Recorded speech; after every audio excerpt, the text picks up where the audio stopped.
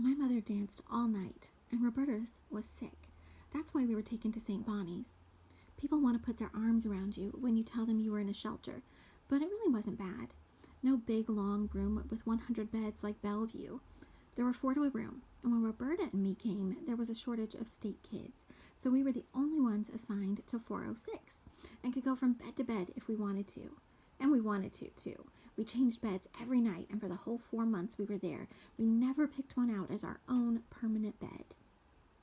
It didn't start out that way. The minute I walked in and the big bozo introduced us, I got sick to my stomach. It was one thing to be taken out of your own bed early in the morning. It was something else to be stuck in a strange place with a girl from a whole other race. And Mary, that's my mother, she was right. Every now and then she would stop dancing long enough to tell me something important.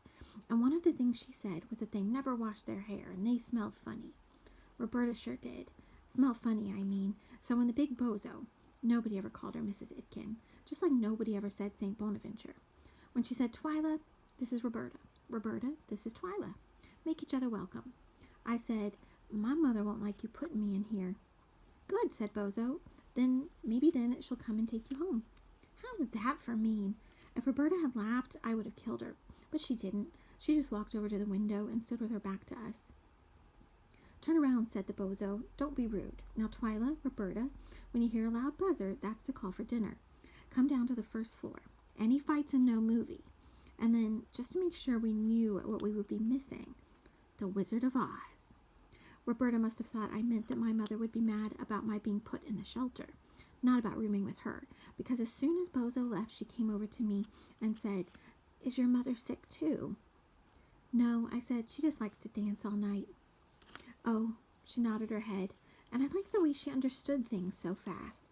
So for the moment, it didn't matter that we looked like Salt and Pepper standing there, and that's what the other kids called us sometimes.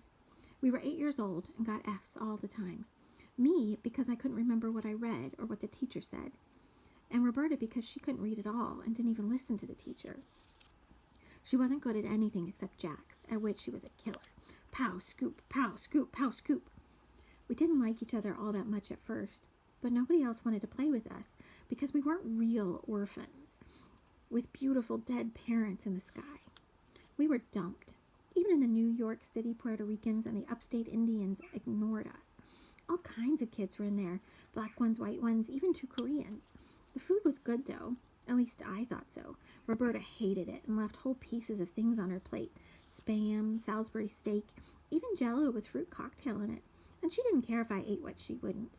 Mary's idea of supper was popcorn and a can of Yoo-hoo. Hot mashed potatoes and 2 weenies was like Thanksgiving for me. It really wasn't bad, St. Bonnie's. The big girls on the second floor pushed us around now and then, but that was all. They wore lipstick and eyebrow pencil and wobbled their knees while they watched TV. 15, 16, even some of them were. They were put-out girls, scared runaways, most of them. Poor little girls who fought their uncles off, but looked tough to us, and mean. God, did they look mean. The staff tried to keep them separate from the younger children, but sometimes they caught us watching them in the orchard where they played radios and danced with each other. They'd lied out after us and pull our hair or twist our arms. We were scared of them, Roberta and me, but neither of us wanted the other one to know it. So we got a good list of dirty names we could shout back when we ran from them through the orchard. I used to dream a lot, and almost always the orchard was there. 2 acres, 4 maybe, of these little apple trees. Hundreds of them, empty and crooked like beggar women when I first came to St. Bonnie's, but fat with flowers when I left. I don't know why I dreamt about that orchard so much. Nothing really happened there. Nothing all that important, I mean. Just the big girls dancing and playing the radio. Roberta and me watching. Maggie fell down there once. The kitchen woman with legs like parentheses. And the big girls laughed at her. We should have helped her up, I know, but we were scared of those girls with lipstick and eyebrow pencil. Maggie couldn't talk. The kids said she had her tongue cut out. But I think she was just born that way, mute. She was old and sandy-colored, and she worked in the kitchen. I don't know if she was nice or not. I just remember her legs like parentheses and how she rocked when she walked. She worked from early in the morning till 2 o'clock, and if she was late, if she had too much cleaning and didn't get out till 2:15 or so, she'd cut through the orchard so she wouldn't miss her bus and have to wait another hour. She wore this really stupid little hat, a kid's hat with ear flaps, and she wasn't much taller than we were. A really awful little hat. Even for a mute, it was dumb, dressing like a kid and never saying anything at all. But what if somebody tries to kill her? I used to wonder about that. Or what if she wants to cry? Can she cry?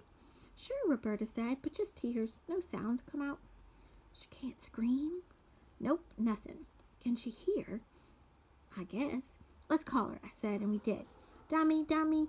She never turned her head. Bowlegs, bowlegs. Nothing. She just rocked on, the chin straps of her baby boy hat swaying from side to side. I think we were wrong. I think she could hear and didn't let on. And it shames me even now to think that there was somebody in there after all who heard us call those names and couldn't tell on us. We got along all right, Roberta and me, changed beds every night, got F's in civics and communication skills and gym. But Bozo was disappointed in us, she said. Out of 130 of us state cases, 90 were under 12. Almost all were real orphans with beautiful dead parents in the sky. We were the only ones dumped, and the only ones with F's in 3 classes, including gym. So we got along, what with her leaving whole pieces of things on her plate and being nice about not asking questions. I think it was the day before Maggie fell down that we found out our mothers were coming to visit us on the same Sunday. We had been at the shelter 28 days, Roberta 28 and a half, and this was their first visit with us. Our mothers would come at 10 o'clock in time for chapel, then lunch with us in the teacher's lounge. I thought if my dancing mother met her sick mother, it might be good for her, and Roberta thought her sick mother would get a big bang out of a dancing one. We got excited about it and curled each other's hair. After breakfast, we sat on the bed watching the road from the window. Roberta's socks were still wet. She washed them the night before and put them on the radiator to dry. They hadn't, but she put them on anyway because their tops were so pretty, scalloped and pink. Each of us had a purple construction paper basket that we had made in craft class. Mine had a yellow crayon rabbit on it. Roberta's had eggs with wiggly lines of color. Inside were cellophane grass and just the jelly beans because I'd eaten the 2 marshmallow eggs they gave us. The big bozo came herself to get us. Smiling, she told us we looked very nice and to come downstairs. We were so surprised by the smile we'd never seen before. Neither of us moved. Don't you want to see your mommies? I stood up first and spilled the jelly beans all over the floor. Bozo's smile disappeared while we scrambled to get the candy up off the floor and put it back in the grass. She escorted us downstairs to the first floor where the other girls were lining up to file into the chapel. A bunch of grown-ups stood to one side, viewers mostly, the old biddies who wanted servants and the fags who wanted company looking for children they might want to adopt. Once in a while a grandmother. Almost never anybody young or anybody whose face wouldn't scare you in the night. Because if any of the real orphans had young relatives, they wouldn't be real orphans. I saw Mary right away. She had on those green slacks I hated, and hated even more now because didn't she know we were going to chapel? And that fur jacket with the pocket lining so ripped she had to pull to get her hands out of them. But her face was pretty, like always, and she smiled and waved like she was the little girl looking for her mother, not me. I walked slowly, trying not to drop the jelly beans and hoping the paper handle would hold. I had to use my last chiclet because by the time I finished cutting everything out, all the Elmers was gone. I'm left-handed, and the scissors never worked for me. It didn't matter, though. I might just as well have chewed the gum. Mary dropped to her knees and grabbed me, mashing the basket and jelly beans and the grass into her ratty fur jacket. Twyla, baby, Twyla, baby. I could have killed her. Already I heard the big girls in the orchard the next time saying, Twyla, baby. But I couldn't stay mad at Mary while she was smiling and hugging me and smelling of Lady Esther dusting powder. I wanted to stay buried in her fur all day. To tell the truth, I forgot about Roberta. Mary and I got in line for the traipse into chapel, and I was feeling proud because she looked so beautiful, even in those ugly green slacks that made her behind stick out. A pretty mother on earth is better than a beautiful dead one in the sky, even if she did leave you all alone to go dancing. I felt a tap on my shoulder, turned, and saw Roberta smiling. I smiled back, but not too much, lest somebody think this visit was the biggest thing that ever happened in my life. Then Roberta said, Mother, I want you to meet my roommate Twyla, and that's Twyla's mother. I looked up, it seemed, for miles. She was big, bigger than any man, and on her chest was the biggest cross I'd ever seen. I swear it was 6 inches long, each way, and in the crook of her arm was the biggest Bible ever made. Mary, simple-minded as ever, grinned and tried to yank her hand out of the pocket with the raggedy lining to shake hands, I guess. Roberta's mother looked down at me and then looked down at Mary, too.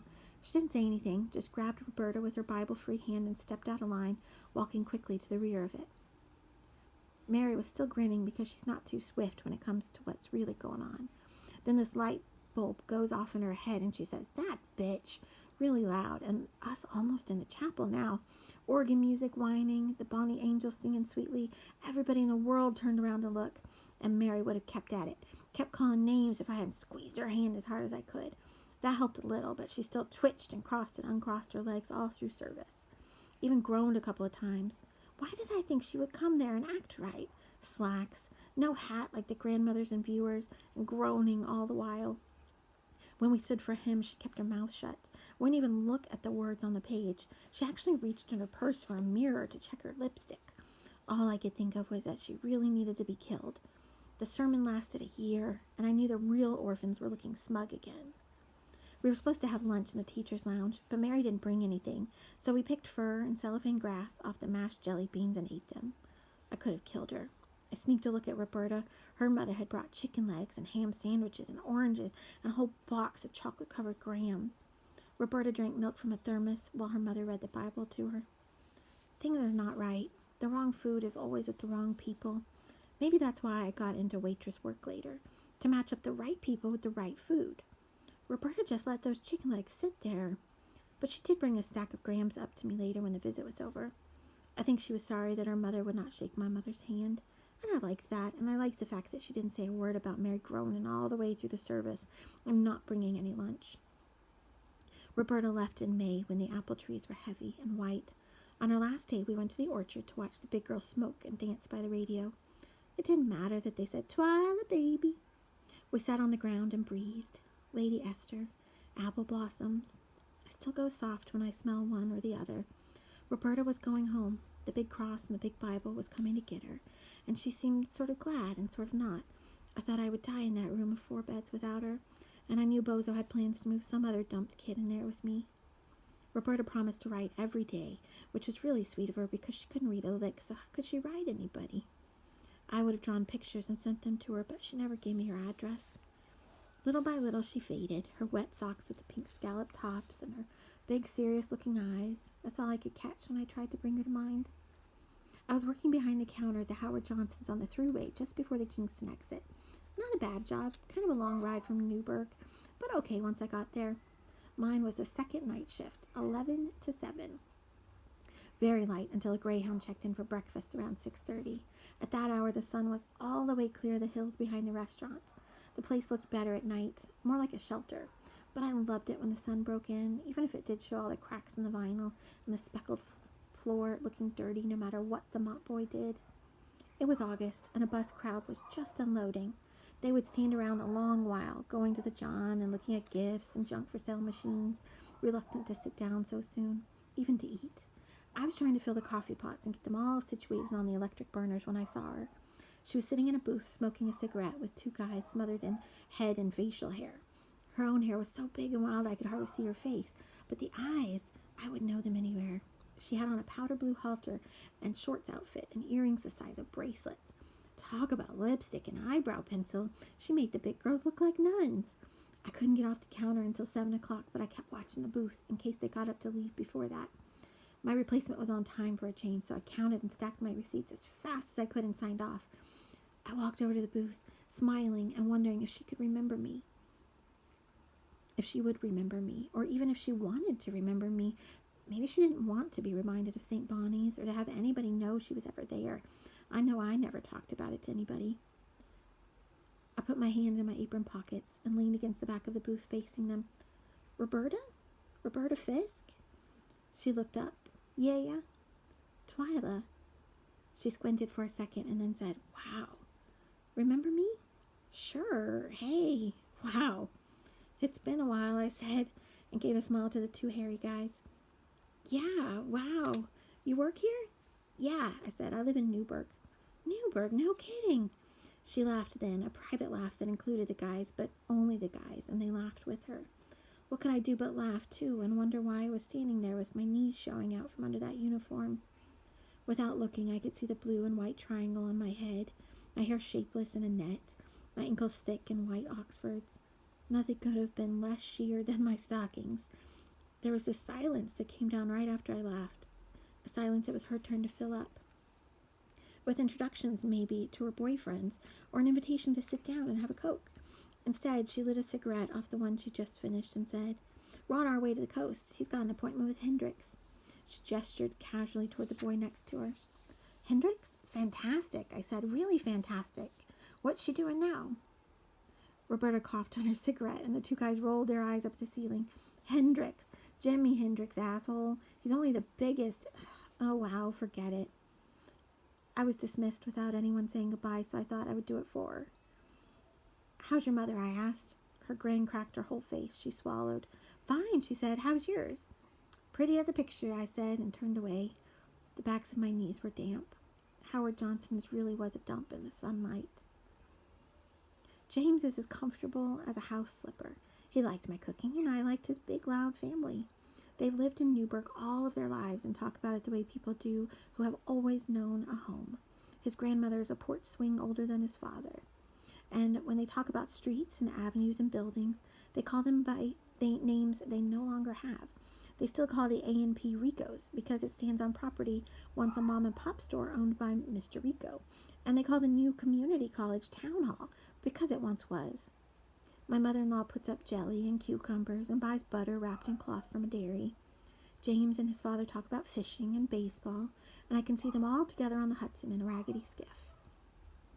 Half the population of Newburgh is on welfare now, but to my husband's family, it was still some upstate paradise of a time long past. A time of ice houses and vegetable wagons, coal furnaces, and children weeding gardens. When our son was born, my mother-in-law gave me the crib blanket that had been hers. But the town they remembered had changed. Something quick was in the air. Magnificent old houses, so ruined they had become shelter for squatters and rent risks, were bought and renovated. Smart IBM people moved out of their suburbs, back into the city, and put shutters up and herb gardens in their backyards. A brochure came in the mail announcing the opening of a food emporium. Gourmet food, it said, and listed items the rich IBM crowd would want. It was located in a new mall at the edge of town, and I drove out to shop there one day just to see. It was late in June, after the tulips were gone and the Queen Elizabeth roses were open everywhere. I trailed my cart along the aisle, tossing in smoked oysters and Robert sauce and things I knew would sit in my cupboard for years. Only when I found some Klondike ice cream bars did I feel less guilty about spending James's fireman's salary so foolishly. My father-in-law ate them with the same gusto little Joseph did. Waiting in the checkout line, I heard a voice say, "Twyla!" The classical music piped over the aisles had affected me, and the woman leaning toward me was dressed to kill. Diamonds on her hand, a smart white summer dress. "I'm Mrs. Benson," I said. "Ho, ho, the big bozo," she sang. For a split second, I didn't know what she was talking about. She had a bunch of asparagus and 2 cartons of fancy water. "Roberta!" "Right. For heaven's sake, Roberta!" "You look great," she said. "So do you. Where are you? Here in Newburgh?" "Yes, over in Annandale." I was opening my mouth to say more when the cashier called my attention to her empty counter. "Meet you outside." Roberta pointed her finger and went into the express line. I placed the groceries and kept myself from glancing around to check Roberta's progress. I remembered Howard Johnson's and looking for a chance to speak, only to be greeted with a stingy, "Wow." But she was waiting for me, and her huge hair was sleek now, smooth around a small, nicely shaped head. Shoes, dress, everything lovely and summery and rich. I was dying to know what had happened to her, how she got from Jimi Hendrix to Annandale, a neighborhood full of doctors and IBM executives. Easy, I thought. Everything is so easy for them. They think they own the world. "How long?" I asked her. "How long have you been here?" "A year. I got married to a man who lives here. And you married too, right? Benson, you said." "Yeah, James Benson." "And is he nice?" "Oh, is he nice?" "Well, is she?" Roberta's eyes were steady, as though she really meant the question and wanted an answer. "He's wonderful, Roberta, wonderful." "So you're happy?" "Very." "That's good," she said, and nodded her head. "I always hoped you'd be happy." "Any kids?" "I know you have kids." "1, a boy. How about you?" "4. "4?" She laughed. "Stepkids. He's a widower." "Oh, got a minute? Let's have a coffee." I thought about the Klondikes melting and the inconvenience of going all the way to my car and putting the bags in the trunk. Served me right for buying all that stuff I didn't need. Roberta was ahead of me. "Put them on my car. It's right here." And then I saw the dark blue limousine. "You married a Chinaman?" "No," she laughed. "He's the driver." Oh, my. If the big bozo could see now. We both giggled, really giggled. Suddenly, in just a pulse beat, 20 years disappeared and all of it came rushing back. The big girls, whom we called Gar girls. Roberta's misheard word for the evil stone faces described in a civics class. They're dancing in the orchard, the ploppy mashed potatoes, the double weenies, the spam with pineapple. We went into the coffee shop holding on to one another, and I tried to think why we were so glad to see each other this time, and not before. Once, 12 years ago, we passed like strangers, a black girl and a white girl meeting at a Howard Johnson's on the road and having nothing to say, one in a blue and white triangle waitress hat, the other on her way to see Hendrix. Now we were behaving like sisters, separated for much too long. Those 4 short months were nothing in time. Maybe it was the thing itself, just being there, together, 2 little girls who knew that nobody else in the world knew. How not to ask questions, how to believe what had to be believed. There was politeness in that reluctance, and generosity as well. Is your mother sick too? No, she dances all night. Oh, and an understanding nod. We sat in a booth by the window and fell into recollection like veterans. Did you ever learn to read? Watch, she picked up the menu. Special of the day, cream of corn soup, entrees, 2 dots in a wiggly line, quiche, chef salad, scallops. I was laughing and applauding when the waitress came up. Remember the Easter baskets? And how we tried to introduce them? Your mother with that cross like 2 telephone poles, and yours with those tight slacks. We laughed so loudly, heads turned, and made the laughter harder to suppress. What happened to the Jimi Hendrix date? Roberta made a blowout sound with her lips. When he died, I thought about you. Oh, you heard about him finally. Finally. Come on, I was a small-town country waitress, and I was a small-town country dropout. God, were we wild. I still don't know how I got out of there alive. But you did. I did. I really did. Now I'm Mrs. Kenneth Norton. Sounds like a mouthful. It is. Servants and all? Roberta held up 2 fingers. Ow, what does he do? Computers and stuff. What do I know? I don't remember a hell of a lot from those days, but Lord, St. Bonnie's is as clear as daylight. Remember Maggie, the day she fell down and those gargoyles laughed at her? Roberta looked up from her salad and stared at me. Maggie didn't fall, she said. Yes, she did. You remember. No, Twyla, they knocked her down. Those girls pushed her down and tore her clothes. In the orchard. I don't, that's not what happened.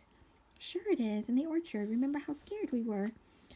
Wait a minute, I don't remember any of that. And Bozo was fired. You're crazy. She was there when I left. You left before me. I went back. You weren't there when they fired Bozo. What? Twice. Once for a year when I was about 10. Another for 2 months when I was 14. That's when I ran away. You ran away from St. Bonnie's? I had to. What do you want? Me dancing in that orchard? Are you sure about Maggie? Of course I'm sure. You've blocked it, Twyla. It happened. Those girls had behavior problems, you know. Didn't they, though? But why can't I remember the Maggie thing? Believe me, it happened and we were there. Who did you room with when you went back? I asked her as if I would know her. The Maggie thing was troubling me. Creeps. They'd tickled themselves in the night. My ears were itching and I wanted to go home suddenly. This was all very well, but she couldn't just comb her hair, wash her face, and pretend everything was hunky-dory? After the Howard Johnson snub and no apology, nothing? Were you on dope or what, that time at Howard Johnson's? I tried to make my voice sound friendlier than I felt. Maybe a little. I never did drugs much. Why? I don't know. You acted sort of like you didn't want to know me then. Oh, Twyla, you know how it was in those days. Black, white, you know how everything was. But I didn't know. I thought it was just the opposite. Busloads of blacks and whites came into Howard Johnson's together. They roamed together then, students, musicians, lovers, protesters. You got to see everything at Howard Johnson's, and blacks were very friendly with whites in those days. But sitting there with nothing on my plate but 2 hard tomato wedges, wondering about the melting Klondikes, it seemed childish remembering the slight. We went to her car, and with the help of the driver, got my stuff into my station wagon. We'll keep in touch this time, she said. Sure, I said. Sure, give me a call. I will, she said, and then just as I was sliding behind the wheel, she leaned into the window. By the way, your mother, did she ever stop dancing? I shook my head. No, never. Roberta nodded. And yours, did she ever get well? She smiled a tiny, sad smile. No, she never did. Look, call me, okay? Okay, I said, but I knew I wouldn't. Roberta had messed up my past somehow with that business about Maggie. I wouldn't forget a thing like that, would I? Strife came to us that fall. At least that's what the paper called it. Strife. Racial strife. The word made me think of a bird. a big shrieking bird out of 1 trillion BC, flapping its wings and cawing, its eye with no lid always bearing down on you. All day it screeched, and at night it slept on the rooftops. It woke you in the morning, and from the Today Show to the 11 o'clock news, it kept you in awful company. I couldn't figure it out from one day to the next. I knew I was supposed to feel something strong, but I didn't know what. And James wasn't any help. Joseph was on the list of kids to be transferred from the junior high school to another one at some far out of the way place, and I thought it was a good thing until I heard it was a bad thing. I mean, I didn't know. All the schools seemed dumps to me, and the fact that one was nicer looking didn't hold much weight. But the papers were full of it, and then the kids began to get jumpy. In August, mind you, schools weren't even open yet. I thought Joseph might be frightened to go over there, but he didn't seem scared, so I forgot about it until I found myself driving along Hudson Street out there by the school they were trying to integrate, and I saw a line of women marching. And who do you suppose was in that line? Big as life, holding a sign in front of her, bigger than her mother's cross. Mothers have rights too, it said. I drove on and then changed my mind. I circled the block, slowed down, and honked my horn. Roberta looked over, and when she saw me, she waved. I didn't wave back, but I didn't move either. She handed her sign to another woman and came over to where I was parked. Hi, what are you doing? Picketing. What's it look like? What for? What do you mean, what for? They want to take my kids and send them out of the neighborhood. They don't want to go. So what if they do? What if they go to another school? My boy's being bused too, and I don't mind. Why should you? It's not about us, Twyla, me and you. It's about our kids. What's more us than that? Well, it's a free country. Not yet, but it will be. What the hell does that mean? I'm not doing anything to you. You really think that? I know it. I wonder what made me think you were different. I wonder what made me think you were different.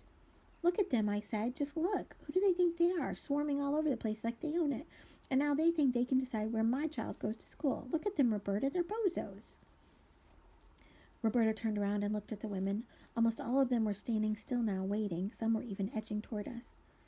Roberta looked at me out of some refrigerator behind her eyes. No, they're not. They're just mothers. And what am I, Swiss cheese?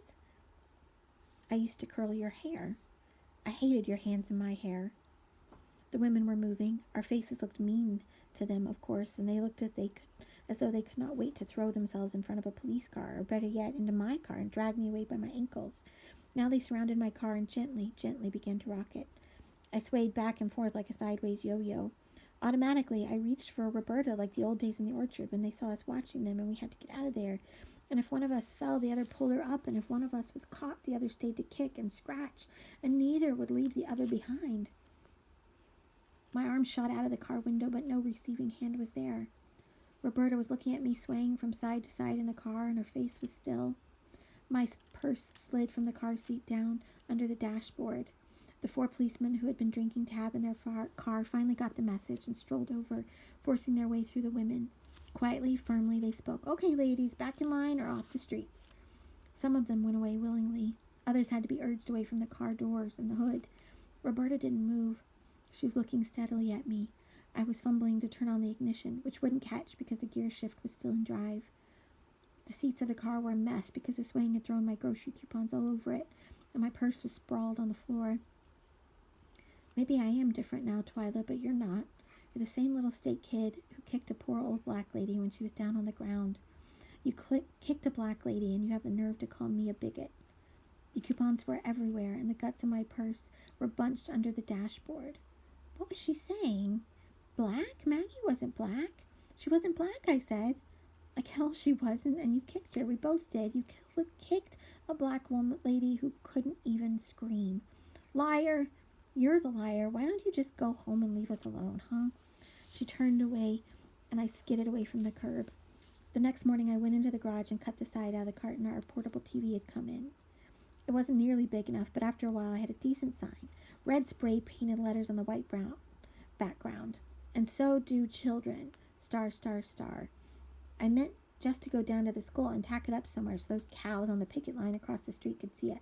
But when I got there, some 10 or so others had already assembled, protesting the cows across the street. Police permits and everything. I got in line, and we strutted in time on our side, while Roberta's group strutted on theirs. That first day we were all dignified, pretending the other side didn't exist. The second day there was name-calling and finger gestures, but that was about all. People changed signs from time to time, but Roberta never did, and neither did I. Actually, my sign didn't make sense without Roberta's. And so do children what? One of the women on my side asked me. Have rights, I said, as though it was obvious. Roberta didn't acknowledge my presence in any way, and I got to thinking maybe she didn't know I was there. I began to pace myself on the line, jostling people 1 minute and lagging them behind the next. So Roberta and I could reach the end of our respective lines at the same time, and there would be a moment in our turn when we would face each other.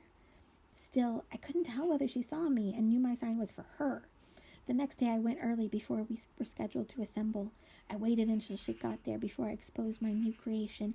As soon as she hoisted her "Mothers have rights too," I began to wave my new one, which said, "How would you know?" I know she saw that one, but I had gotten addicted now. My signs got crazier each day, and the women on my side decided that I was a kook. They couldn't make heads or tails out of my brilliant, screaming posters. I bought a painted sign in queenly red with huge black letters that said, "Is your mother well?" Roberta took her lunch break and didn't come back for the rest of the day or any day after. 2 days later, I stopped going too and couldn't have been missed because nobody understood my signs anyway. It was a nasty 6 weeks. Classes were suspended, and Joseph didn't go to anybody's school until October. The children, everybody's children, soon got bored with that extended vacation they thought was going to be so great. They looked at TV until their eyes flattened. I spent a couple of mornings tutoring my son, as the other mothers said we should. Twice I opened a text from last year that he had never turned in. Twice he yawned in my face. Other mothers organized living room sessions so the kids would keep up. None of the kids could concentrate, so they drifted back to The Price is Right and the Brady Bunch. When the school finally opened, there were fights once or twice, and some sirens roared through the streets every once in a while. There were a lot of photographers from Albany, and just when ABC was about to send up a news crew, the kids settled down like nothing in the world had happened. Joseph hung my "How would you know" sign in his bedroom. I don't know what became of "And so do children." I think my father-in-law cleaned some fish on it. He was always puttering around in our garage. Each of his 5 children lived in Newburgh, and he acted as though he had 5 extra homes. I couldn't help looking for Roberta when Joseph graduated from high school, but I didn't see her. It didn't trouble me much what she had said to me in the car. The kicking part. I know I didn't do that. I couldn't do that. But I was puzzled by her telling me Maggie was black. When I thought about it, I actually couldn't be certain. She wasn't pitch black, I knew, or I would have remembered that. What I remember was the kitty hat and the semicircle legs.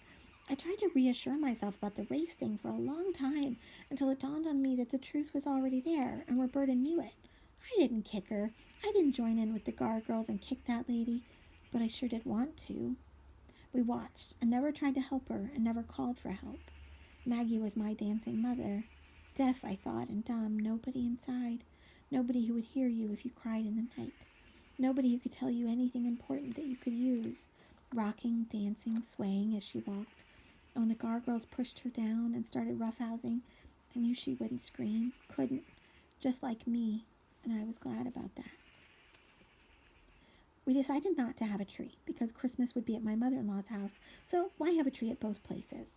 Joseph was at SUNY New Paltz, and we had to economize, we said. But at the last minute, I changed my mind. Nothing could be that bad, so I rushed around town looking for a tree, something small but wide. By the time I found a place, it was snowing and very late. I dawdled like it was the most important purchase in the world, and the tree man was fed up with me. Finally, I chose one and had it tied onto the trunk of my car. I drove away slowly because the sand trucks were not out yet, and the streets could be murder at the beginning of a snowfall. Downtown, the streets were wide and rather empty, except for a cluster of people coming out of the Newburgh Hotel, the one hotel in town that wasn't built out of cardboard and plexiglass. A party, probably. The men huddled in the snow were dressed in tails, and the women had on furs. Shiny things glittered from underneath their coats. It made me tired to look at them. Tired. On the next corner was a small diner with loops and loops of paper bells in the window. I stopped the car and went in, just for a cup of coffee and 20 minutes of peace before I went home and tried to finish everything before Christmas Eve. Twyla? There she was, in a silvery evening gown and dark fur coat. A man and another woman were with her, the man fumbling for change to put in the cigarette machine. The woman was humming and tapping on the counter with her fingernails. They all looked a little bit drunk. Well, it's you. How are you? I shrugged. Pretty good. Frazzled. Christmas and all. Regular, called the woman from the counter. Fine, Roberta called back, and then, wait for me in the car. She slipped into the booth beside me. I have to tell you something, Twyla. I made up my mind if I ever saw you again, I'd tell you. I'd just as soon not hear anything, Roberta. It doesn't matter now anyway. No, she said, not about that. Don't be long, said the woman. She carried 2 regulars to go, and the man peeled his cigarette pack as they left. It's about St. Bonnie's and Maggie. Oh, please. Listen to me. I really did think she was black. I didn't make that up. I really thought so. But now I can't be sure. I just remember her as old, so old. And because she couldn't talk, well, I thought she was crazy. She'd been brought up in an institution like my mother was, and like I thought I would be too. And you were right. We didn't kick her. It was the guard girls, only them. But, well, I wanted to. I really wanted them to hurt her. I said we did it too, you and me, but that's not true. And I don't want you to carry that around. It was just that I wanted to do it so bad that day. Wanting to is doing it. Her eyes were watery from the drink she'd had, I guess. I know it's that way with me. 1 glass of wine and I start bawling over the littlest thing. We were kids, Roberta. Yeah, I know, just kids. 8. And lonely. Scared, too. She wiped her cheeks with the heel of her hand and smiled. Well, that's all I wanted to say. I nodded and couldn't think of any way to fill the silence that went from the diner past the paper bells on out into the snow. It was heavy now. I thought I'd better wait for the sand trucks before starting home. Thanks, Roberta. Sure. Did I tell you, my mother, she never did stop dancing? Yes, you told me, and mine, she never got well. Roberta lifted her hands from the laptop and covered her face from the tabletop and covered her hands with her palms. Her face with her palms. When she took them away, she really was crying. Oh, shit, Twyla, shit. What the hell happened to Maggie?